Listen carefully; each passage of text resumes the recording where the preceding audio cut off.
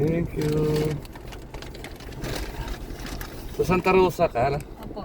Saan ka banda? Balibago. Sa complex lang? Hindi Hindi. po, padiretso ko sa Saan banda? mismo sa amin, sa Southville. Southville? Opo. Sige, pagdating natin Balibago, turo ko na. Opo.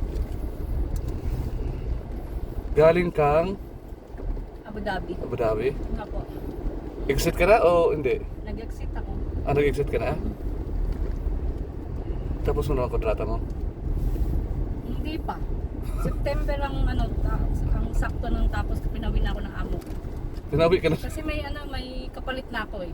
Ah, Kaya maaga, pinano niya na ako. maaga dumating yung ano mo, Opo, maaga dumating yung kapalit kapalit. mo. Kaya sabi niya, sige na mag-ano ka na. I-ano na kita para makasama mo yung anak mo. Binayaran naman po niya yung ano ko, 1 month. Dapat hanggang September. Binayaran niya. Mabait pa din. Opo.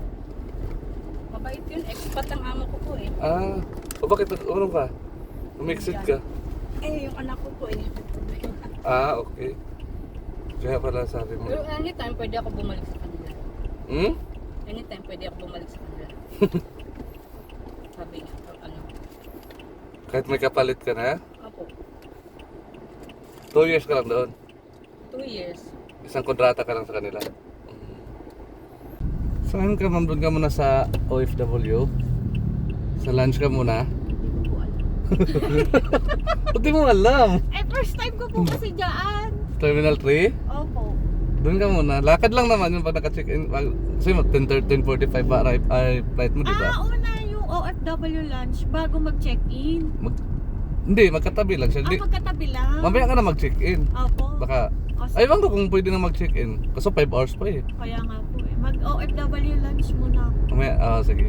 Naiihi na rin ako. Tapos kahit mga mas 8 na siguro. Opo.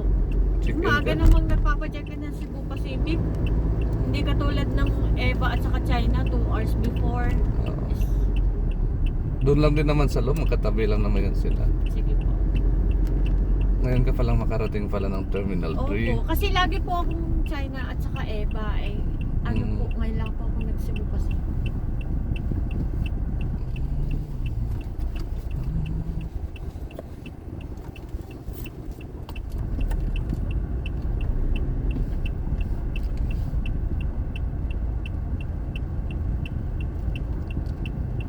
Yan yung ano ma'am din, OFW lunch. Tapos, pag kapasok ka, mag-check-in ka, doon ka na lang din sa loob man. Opo. Yan. Dito lang. Oo, yan ang mismo siya. Oh, Bye-bye. So yun mga lods, pabalik na pala yun si ma'am ng Taiwan. Ang pick up pala nun is Lipa, Batangas, no? Sa may San Lucas, Lipa, Batangas.